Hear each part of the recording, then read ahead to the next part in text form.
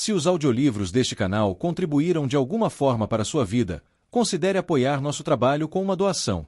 Sua contribuição é essencial para que possamos continuar produzindo e compartilhando conteúdo de qualidade. O link para a doação via Pix está disponível na descrição. Obrigado! Não se esqueçam de curtir os vídeos. Capítulo 4. O corpo não mostrava ferimentos visíveis. Ainda jazia onde caíra. Os outros aldeões tiveram medo de movê-lo. Os braços e as pernas estavam torcidos em posições estranhas, e a lama ao redor dele estava marcada pelos movimentos anteriores à morte. Sazed esticou a mão, correndo os dedos pelas marcas. Apesar de o solo aqui no domínio oriental ter muito mais argila que o do norte, ainda era mais preto do que amarronzado. As chuvas de cinzas chegavam até mesmo tão a sul. Solo sem cinzas, limpo e fertilizado era um luxo usado apenas para plantas ornamentais de jardins nobres. O resto do mundo precisava fazer o que podia com solo não tratado. Vocês dizem que ele estava sozinho quando morreu? Sazed perguntou, virando-se para um grupo de aldeões que estava atrás dele. Um homem com pele ressequida assentiu. Como eu disse, mestre Terrizano. Estava lá em pé, ninguém mais por perto. Parou, então caiu e se sacudiu no chão por um momento. Depois disso, ele parou de se mexer. Sazed voltou para o corpo, examinando os músculos retorcidos, o olhar travado numa máscara de dor. Sazed trouxera sua mente de cobre, o bracelete de metal envolto no seu braço direito, e levou sua mente até ele, extraindo alguns dos livros memorizados que armazenava no metal. Sim, havia algumas doenças que matavam com tremores e espasmos. Raramente acometiam um homem de forma tão repentina, mas às vezes acontecia. Se não fosse por outras circunstâncias, Sazed pouco teria se importado com aquela morte. Por favor, repita para mim o que viu, Sazed pediu. O homem de pele ressequida à frente do grupo, Teur, empalideceu um pouco. Estava numa posição incômoda. Seu desejo natural por notoriedade fazia que quisesse espalhar o boato sobre sua experiência. Contudo, ao fazê-lo, poderia ganhar a desconfiança dos seus camaradas supersticiosos. Eu estava de passagem, mestre Terrizano, Teur começou. No caminho, a quase 20 metros daqui. Vi o velho Jed trabalhando seu campo. Era um trabalhador esforçado. Alguns de nós pararam para descansar quando os lordes foram embora, mas o velho Jed continuou. Acho que ele sabia que precisaríamos de comida no inverno, lordes ou não. Teur fez uma pausa. Em seguida olhou para o lado. Sei o que as pessoas dizem, mestre Terrizano, mas eu vi o que vi. Era dia quando aconteceu, mas tinha bruma aqui no vale. Ela me parou, porque nunca fiquei fora na bruma, minha mulher pode confirmar. Eu ia me virar para voltar, então vi o velho Jed. Estava trabalhando ainda, como se não tivesse visto a bruma. Eu ia gritar por ele, mas antes que eu pudesse, ele, bem, como eu disse ao senhor. Ele estava parado lá, então, congelou. A bruma rodopiou em volta dele um pouco, daí ele começou a tremer e se retorcer, como se uma coisa muito forte estivesse o segurando e balançando. Ele caiu. Não se levantou mais. Ainda ajoelhado, Sazed olhou de novo para o cadáver. Teur aparentemente tinha a reputação de inventar histórias. Ainda assim, o corpo era uma prova assustadora, sem mencionar a própria experiência de Sazed várias semanas antes. Bruma durante o dia. Sazed levantou-se, virou-se para os aldeões. Por favor, me tragam uma pá. Ninguém o ajudou a cavar a cova. Era um trabalho lento, árduo no calor do sul, forte apesar do advento do outono. A terra argilosa era difícil de mover, mas felizmente Sazed tinha um pouco de força extra armazenada dentro de uma mente de peltre, e tocou-a para ter ajuda. Ele precisava daquilo, pois não era o que se podia chamar de homem atlético. Alto e de membros compridos, tinha a constituição de um erudito, e ainda vestia as túnicas coloridas de um mordomo terrizano. Também mantinha a cabeça raspada, a maneira do posto que ocupará pelos primeiros 40 e poucos anos da vida. Não usava muitas de suas joias naquele momento, não queria tentar bandoleiros das estradas, mas seus lóbulos eram alongados e perfurados por vários furos de brincos. Ao tirar força de suas mentes de peltre, seus músculos aumentaram levemente, dando-lhe a constituição de um homem mais forte. Mesmo com a força extra, contudo, sua túnica de mordomo estava manchada de suor e terra quando terminou de cavar. Rolou o corpo do homem para dentro da cova e ficou em silêncio por um momento. O homem fora um agricultor dedicado. Sazed buscou através de suas mentes de cobre de religiões uma teologia adequada. Começou com um índice, um dos muitos que criará.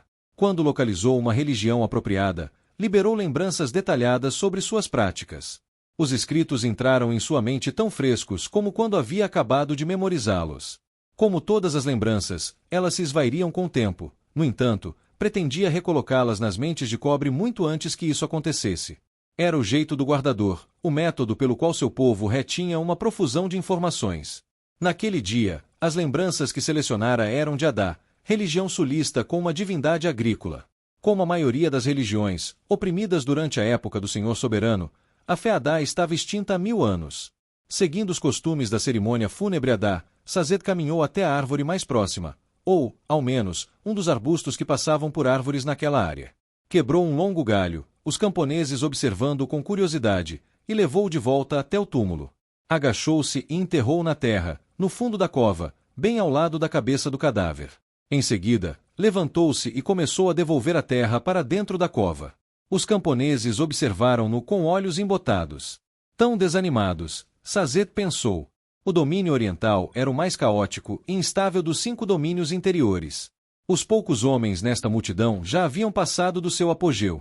Os recrutamentos forçados foram extremamente eficientes. Os maridos e pais desta vila provavelmente estavam mortos em algum campo de batalha que não mais importava. Era difícil acreditar que alguma coisa pudesse ser realmente pior que a opressão do Senhor Soberano. Sazed disse a si mesmo que a dor daquelas pessoas passaria, que algum dia elas conheceriam a prosperidade graças ao que ele e os outros tinham feito.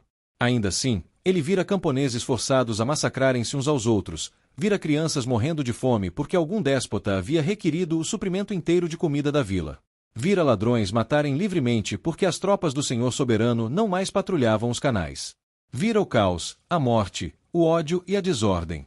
E não pôde deixar de reconhecer que parte daquilo era sua culpa. Ele continuou a preencher a cova. Fora treinado como erudito e mordomo, era um mordomo terrisano, o mais útil, mais caro e mais prestigioso dos serviçais no Império Final. Aquilo não significava quase nada agora. Nunca havia aberto uma cova, mas fez o seu melhor, tentando ser reverente enquanto jogava terra sobre o cadáver. Surpreendentemente, no meio do processo, os camponeses começaram a ajudá-lo, empurrando terra do monte para a cova. Talvez ainda haja esperança para esses, Sazed pensou, deixando, agradecido, que um dos homens pegasse a pá e terminasse o trabalho. Quando acabaram, a pontinha do galho Adá rompia a terra sobre a parte de cima da cova. Por que o Senhor fez isso? Teur perguntou, acenando com a cabeça para o galho. Sazed sorriu. É uma cerimônia religiosa, meu bom Teur. Se o Senhor quiser, há uma oração que deveria acompanhá-la. Uma oração? Algo do Ministério de Aço? Sazed negou com a cabeça. Não, meu amigo.